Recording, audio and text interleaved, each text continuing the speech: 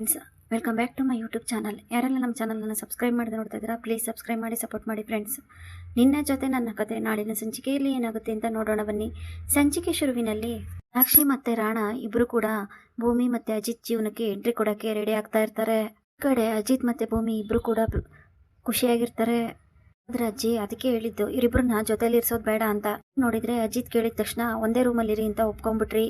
ಈಗ ನೋಡಿದ್ರೆ ಆಗ್ತಿದೆ ಅಂತ ನೀವೇ ನೋಡಿ ಅಂತ ಅಪೇಕ್ಷೆ ಹೇಳ್ತಾಳೆ. ಹೋಗೋಣವಾ ಅಂತ ಅಜಿತ್ ಹೇಳ್ದಾಗ, ನೆನಪಿರ್ಲಿ ಇಬ್ರು ಬೇರೆ ಬೇರೆ ಅಂತ ಅಜ್ಜಿ ಹೇಳಿದ ತಕ್ಷಣ, ನಮಗೂ ನೆನಪಿದೆ ಅಜ್ಜಿ, ನಾವು ಬೇರೆ ಬೇರೆನೆ ಇರ್ತೀವಿ ಅಂತ ಅಜಿತ್ ಹೇಳ್ತಾನೆ. ಸಾಹೇಬ್ರೆ, ನಾವಿಬ್ರು ಹೇಗಿದ್ರು ಬೇರೆ ಬೇರೆನೆ ಇರೋದು, ಎಲ್ಲಾರ ಮುಂದೆ ನಾಟಕ ಆಡ್ತಾ ಇದೀವಿ ಅಷ್ಟೇ ಅಂತ ಚಾಪೆ ಹಾಸ್ಕೊಂಡು ಭೂಮಿ ಮಲಗ್ತಾ ಇರ್ತಾಳೆ.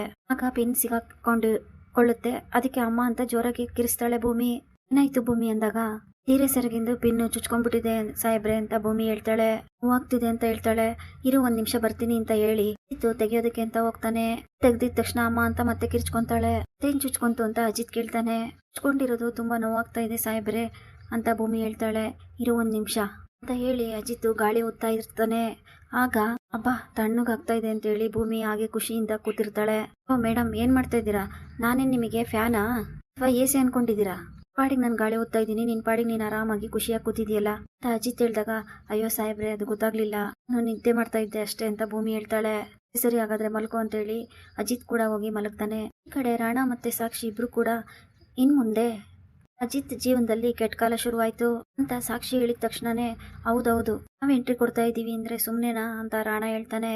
ಹಂಗೆ ಮೋಸ ಮಾಡಿ ಆ ಅಜಿತ್ ಇನ್ನೊಂದು ಹುಡುಗಿನ ಇವತ್ತು ಮದ್ವೆ ಆಗಿದ್ದಾನೆ. ಅಲ್ಲ ಇದೆಲ್ಲ ಹೇಗ್ ಸಾಧ್ಯ? ಆ ಸಾಹಿತ್ಯನ ಪ್ರೀತಿ ಮಾಡ್ದ, ಆ ಸಾಹಿತ್ಯನ ಮರ್ತು ಈಗ ಇನ್ನೊಬ್ಳನ್ನ ಮದ್ವೆಗಾದ್ರೂ ಹೇಗ್ ಸಾಧ್ಯ? ನಾನು ನನ್ನ ಪ್ರೀತಿ ಹೇಳ್ಕೊಂಡಾಗ ಸಾಹಿತ್ಯನ್ ಬಿಟ್ರೆ ಬೇರೆ ಯಾರನ್ನೂ ನಾನು ಪ್ರೀತಿಸೋದಿಲ್ಲ, ಸಾಧ್ಯನೇ ಇಲ್ಲ ಅಂತ ಹೇಳ್ದ. ಸಾಹಿತ್ಯ ಅವನನ್ನ ಬಿಟ್ಟೋದ್ಮೇಲೆ ಕೂಡ ನನ್ನ ಪ್ರೀತಿ ಒಪ್ಕೊಳ್ದೆ ನನ್ನನ್ನ ದೂರ ಮಾಡ್ದ.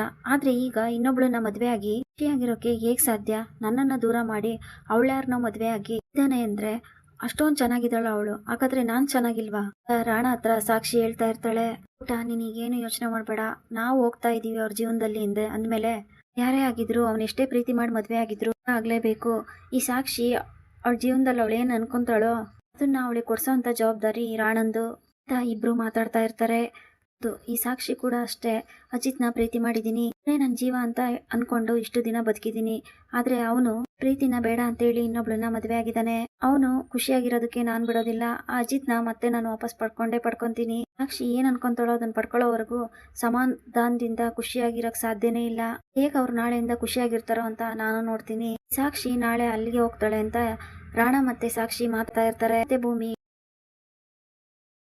ಟೀ ಅಂಗಡಿಗೆ ಹೋಗ್ತಾ ಇರ್ಬೇಕಾದ್ರೆ ಸಾಕ್ಷಿ ಅಡ್ಡ ಬರ್ತಾಳೆ. ಅಯ್ಯೋ ಮೇಡಮ್, ಗೊತ್ತಾಗ್ಲಿಲ್ಲ, ಆದ್ರೂ ನೋಡ್ಕೊಂಡ್ ಬರ್ಬೇಕು ತಾನೆ ಅಂತ ಹೇಳಿದಾಗ, ಓ ಅಜಿತ್ನ ಮದ್ವೆ ಆಗಿರೋದು ಅವಳೇನಾ ಅಂತ ನೋಡ್ತಾ ಇರ್ತಾಳೆ. ಅವಳೇನ್ ಚೆನ್ನಾಗಿದ್ದಾಳೆ, ಅದು ಸೈಕಲ್ ಅಲ್ಲಿ ಬರ್ತಾ ಇದ್ದಾಳೆ, ನನ್ಗೂ ಇವಳಿಗೂ ವ್ಯತ್ಯಾಸನೇ ಇಲ್ವಾ? ಹೋಗಿ ಮದ್ವೆ ಆಗಿದ್ದಾನಲ್ಲ ಅಂತ ಅನ್ಕೊಂಡು ಸಾರಿ ಕೂಡ ನೋಡ್ದೆ ಬಂದ್ಬಿಟ್ಟೆ ಅಂದಾಗೆ, ನೀವು ಈಗ ಹೋಗ್ತಾ ಇದ್ದೀರಾ? ಏನ್ ಮಾಡ್ಕೊಂಡಿರೋದು ನೀವು? ಯಾಕಂದ್ರೆ ಊರಿಗೆ ನಾನು ಹೊಸಬ್ಳು, ಅದಕ್ಕೆ ಕೇಳ್ತಾ ಇದ್ದೀನಿ ಅಂತ ಸಾಕ್ಷಿ ಹೇಳಿದ ತಕ್ಷಣನೇ, ನಾನಾ ಅದೇ ಸ್ಟೇಷನ್ ಇದೆಯಲ್ಲ, ಸ್ಟೇಷನ್ ಮುಂದೆ ಟೀ ಅಂಗಡಿ ಇಟ್ಕೊಂಡಿದ್ದೀನಿ, ಸ್ಟೇಷನ್ ಅಲ್ಲಿ ಇದಾರಲ್ಲ ಅಜಿತ್ ನಾರಾಯಣ್ ಅಂತ ಅವ್ರ ಹೆಂಡತಿ ನಾನು.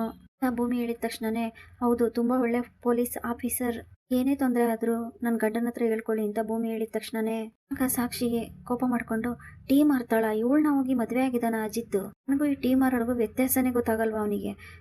ಇವಳನ್ನ ಮದ್ವೆ ಆಗಕ್ಕೆ ನನ್ನನ್ ಬೇಡ ಅಂತ ಹೇಳದ್ನ ಅಂತ ಭೂಮಿನೇ ನೋಡ್ತಾ ಇರ್ತಾಳೆ. ಸಾಹಿತ್ಯ ಅವನ ಜೀವನದಿಂದ ಹೊರಗಡೆ ಹೋಗಾಗಿದೆ, ಇವಳೊಬ್ಳು ಬಾಕಿ ಇದ್ದಾಳೆ, ಇವಳನ್ನು ಆದಷ್ಟು ಬೇಗ ಅವನ ಜೀವನದಿಂದ ಹೊರಗಡೆ ಕಳಿಸ್ಬೇಕು. ಸಾಕ್ಷಿ ಬಂದ್ಮೇಲೆ ಅಜಿತ್ ಜೀವನದಲ್ಲಿ ಯಾರನ್ನೂ ಇರೋದಕ್ಕೆ ಬಿಡೋದಿಲ್ಲ. ಮುಂದೆ ಅಜಿತ್ ಮತ್ತೆ ನನ್ನ ಮದ್ವೆ ಆಗ್ಲೇಬೇಕು. ಈಗಲೇ ಅಜಿತ್ನ ಭೇಟಿ ಮಾಡ್ಬೇಕು ಅಂತ ಹೇಳಿದಾಗ, ಸಮಾಧಾನ ಮಾಡ್ಕೊಬಿಟ್ಟ, ಅದೇ ಕಾರಣಕ್ಕೂ ಈ ಜಾಸ್ತಿ ಅವಸರ ಬೇಡ, ಆಗ್ಲೇ ಅವಸರ ಪಟ್ಟು ಒಂದ್ಸರಿ ಅಲ್ಲ 2 ಸರಿ ಅಜಿತ್ನ ಕಳ್ಕೊಂಡಿದ್ಯಾ, ಆ ತರ ಎಲ್ಲ ಆಗ್ಬಾರ್ದು. ಯಾವುದೇ ಒಂದು ಸುಳಿವು ಕೂಡ ಸಿಗ್ದಂಗೆ ಹುಡುಗಿ ಅಜಿತ್ ಜೀವನದಿಂದ ದೂರ ಆದ್ಮೇಲೆ ಆಮೇಲೆ ನೀನು ಜೀವನಕ್ಕೆ ಎಂಟ್ರಿ ಕೊಡ್ಬೇಕು. ಯಾರಿಗೂ ಏನು ಅನುಮಾನ ಬರೋದಿಲ್ಲ. ಅಜಿತ್ನ ನಾವು ಕೂಡ ಈಸಿಯಾಗಿ ಪಡ್ಕೋಬಹುದು ಅಂತ ರಾಣಾ ಹೇಳಿದಾಗ, ಹೌದು ಡ್ಯಾಡ್, ನೀವ್ ಹೇಳೋದು ಕರೆಕ್ಟ್, ಆದ್ರೆ ಈಗ ನನ್ನ ಫ್ರೆಂಡ್ ರೀತಿ ಎಂಟ್ರಿ ಕೊಡ್ಬೋದಲ್ಲ ಡ್ಯಾಡ್ ಅಂತ ಹೇಳ್ತಾ ಅಜಿತ್ನ ಮಾತಾಡ್ಸೋದಕ್ಕೆ ಅಂತ ಸಾಕ್ಷಿ ಹೋಗ್ತಾಳೆ. ಅಜಿತ್ ನಿಮಗೆ ಗೊತ್ತಿದ್ದಾರಾ? ಅಜಿತ್ ಫ್ರೆಂಡ ಅಂತ ಹೇಳಿದಾಗ, ಹೌದಾ ಅಜಿತ್ ಸಾರು ನಿಮ್ ಫ್ರೆಂಡಾ? ಹಾಗಾದ್ರೆ ಬನ್ನಿ ಕರ್ಕೊಂಡು ಹೋಗ್ತೀನಿ ಸ್ಟೇಷನ್ ಹತ್ರ ಅಂತ ಭೂಮಿನೇ ಕರ್ಕೊಂಡ್ ಬರ್ತಾಳೆ. ಭೂಮಿ, ಸಾಹೇಬ್ರೆ ನಿಮ್ಮನ್ನ ನೋಡೋದಕ್ಕೆ ಯಾರೋ ಬಂದಿದ್ದಾರೆ ಅಂತ ಹೇಳಿದಾಗ, ನನ್ ನೋಡಕ್ ಬಂದಿದ್ದಾರಾ? ಕಂಪ್ಲೇಂಟ್ ಏನಾದ್ರು ಕೊಡ್ಬೇಕಂತ ಅಂತ ಅಜಿತ್ ಕೇಳ್ತಾನೆ. ಸಾಹೇಬ್ರೆ, ಅವ್ರು ನಿಮ್ ಫ್ರೆಂಡ್ ಅಂತೆ, ದಾರಿಲಿ ನನಗ್ ಡಿಕ್ಕಿ ಹೊಡೆದ್ರು, ಏನೇ ಅವ್ರು ನನಗೆ ಪರಿಚಯ ಆದ್ರು, ನಿಮ್ಮನ್ನ ನೋಡೋದಕ್ಕೆ ಅಂತ ಇದೀನಿ ಅಂತ ಹೇಳಿದ್ರು, ಅದಕ್ಕೆ ಕರ್ಕೊಂಡು ಬಂದೆ. ಭೂಮಿ ಹೇಳಿದ ತಕ್ಷಣನೇ ಅಂತವ್ರು ಯಾರಪ್ಪ ಅಂತ ಅಜಿತ್ ಯೋಚನೆ ಮಾಡ್ತಾ ಇರ್ತಾನೆ. ಫ್ರೆಂಡ್ ಎಲ್ಲ ಫಾರಿನ್ ಅಲ್ಲಿ ಇದ್ದಾರೆ ಬಂದಿರೋದು ಅಂತ ಅಜಿತ್ ಯೋಚನೆ ಮಾಡ್ತಾ ಇರ್ತಾನೆ. ಅವರು ಕೂಡ ಹೊಸ್ದಾಗೆ ಬಂದಿರೋದು, ನೋಡಿದ್ರೆ ನಿಮ್ಗೂ ಆಶ್ಚರ್ಯ ಆಗುತ್ತೆ ಅಂತ ಹೇಳಿ ಬನ್ನಿ ಸಾಕ್ಷಿ ಅವರೇ ಅಂತ ಭೂಮಿ ಹೇಳಿದಾಗ ಸಾಕ್ಷಿ ಮತ್ತೆ ರಾಣಾ ಇಬ್ರು ಕೂಡ ಬರ್ತಾರೆ. ಅದನ್ನ ನೋಡಿ ಅಜಿತ್ಗೆ ಶಾಕ್ ಆಗುತ್ತೆ. ನೀನಾ ಅಂತ ಹೇಳಿದಾಗ ಎಸ್ ಅಜಿತ್ ನಾನೇ, ಯಾಕೆ ಮರ್ತೋದ? ನಾನು ಸಾಕ್ಷಿ ಅಂತ ಹೇಳಿದಾಗ ನೆನಪಿದೆ ನನಗೆ ಅಂತ ಅಜಿತ್ ಹೇಳ್ತಾನೆ. ಸಾಹೇಬ್ರೆ, ನಿಮ್ಮ ಫ್ರೆಂಡ್ ಬಂದಿರೋದು, ನೀವ್ಯಾಕೆ ಇಷ್ಟು ಟೆನ್ಷನ್ ಮಾಡ್ಕೊಂಡಿದ್ದೀರಾ ಅಂತ ಭೂಮಿ ಕೇಳ್ತಾಳೆ. ಇಲ್ಲ, ನಿಮ್ಮ ಫ್ರೆಂಡ್ ಬಂದಿದ್ದಾರೆ, ನಿಮ್ಗೇನು ಆಶ್ಚರ್ಯ ಆಗ್ಲಿಲ್ವಾ ಅಂದಾಗ ಆಶ್ಚರ್ಯ ಆಯ್ತು, ತುಂಬಾ ಆಶ್ಚರ್ಯ ಆಯ್ತು ಅಂತ ಅಜಿತ್ ಹೇಳ್ತಾನೆ. ಅಂದಾಗೆ ನೀವಿಬ್ರು ಎಲ್ಲಿ ಫ್ರೆಂಡ್ಸ್ ಆಗಿದ್ರಿ, ಹೇಗ್ ಪರಿಚಯ ನಿಮ್ಮಿಬ್ರಿಗೂ ಅಂತ ಭೂಮಿ ಕೇಳ್ತಾಳೆ. ಭೂಮಿ, ಈಗ ನನಗೆ ಮಾತಾಡೋಕೆ ಮನಸ್ಸಿಲ್ಲ, ಬೇರೆ ಏನೋ ಯೋಚನೆ ಮಾಡ್ತಾ ಇದ್ದೀನಿ, ಇವ್ರನ್ನ ಇಲ್ಲಿಂದ ಕರ್ಕೊಂಡು ಹೊರಡು ಅಂತ ಅಜಿತ್ ಹೇಳ್ತಾನೆ. ಅಯ್ಯೋ ಸಾಹೇಬ್ರೆ, ಅಷ್ಟು ದೂರದಿಂದ ಬಂದಿದ್ದಾರೆ, ನೀವೇಗೆ ಹೇಳ್ಬಿಟ್ರೆ ಹೇಗೆ? ಹೋಗಿ ಟೀ ಮಾಡ್ಕೊಂಬರ್ತೀನಿ, ಅವಾಗ ನಿಮ್ಮ ಟೆನ್ಷನ್ ಎಲ್ಲ ಸರಿ ಹೋಗುತ್ತೆ, ನೀವು ಇವ್ರ ಜೊತೆ ಮಾತಾಡ್ತಾ ಇರಿ ಅಂತ ಹೇಳಿ ಭೂಮಿ ಅಲ್ಲಿಂದ ಹೋಗ್ತಾಳೆ. ಅಜಿತ್ ಈ ತರ ಶಾಕಿಂದ ನೋಡ್ತಾ ಇದೀಯಾ? ಬಂದಿದ್ದಿಷ್ಟ ಆಗ್ಲಿಲ್ವಾ ಅಥವಾ ಮಾತಾಡ್ತಾ ಇದೀಯಾ ನೀನು? ನಾನು ನಿನ್ನನ್ನ ಯಾವತ್ತೋ ದೂರ ಮಾಡಿದ್ದೀನಿ ಅಂತ ಗೊತ್ತಿದ್ಮೇಲೂ ಈಗ ನನ್ನ ಹೆಂಡತಿ ಪರಿಚಯ ಮಾಡ್ಕೊಂಡು ಇಲ್ಲಿಗೆ ಬಂದಿದ್ಯಾ? ಇದಕ್ಕೆ ಏನ್ ಅರ್ಥ? 2 ವರ್ಷ ಆದ್ಮೇಲೆ ಮತ್ತೆ ಯಾಕೆ ನನ್ನ ಜೀವನಕ್ಕೆ ಬರ್ತಾ ಇದೀಯಾ ಅಂತ ಅಜಿತ್ ಕೇಳ್ತಾನೆ. ಅಯ್ಯೋ ಅಜಿತ್, ನಾನು ಕೂಡ ಬದಲಾಗಿದ್ದೀನಿ, ನೀನು ಕೂಡ ಬದಲಾಗಿ ಮದ್ವೆ ಆಗಿದೀಯಾ. ಈಗ ಬಂದಿರೋದು ಜಸ್ಟ್ ಫ್ರೆಂಡ್ಶಿಪ್ ಅಷ್ಟೇ, ಏನೋ ಕೆಲಸ ಇತ್ತು ಅದಕ್ಕೆ ಇವ್ರ ಜೊತೆ ಬಂದೆ ಅಷ್ಟೇ. ಇವರು ರಾಣಾ ಅಂತ ನಮ್ಮಪ್ಪ ಅಂತ ಸಾಕ್ಷಿ ಪರಿಚಯ ಮಾಡ್ಕೊಡ್ತಾಳೆ.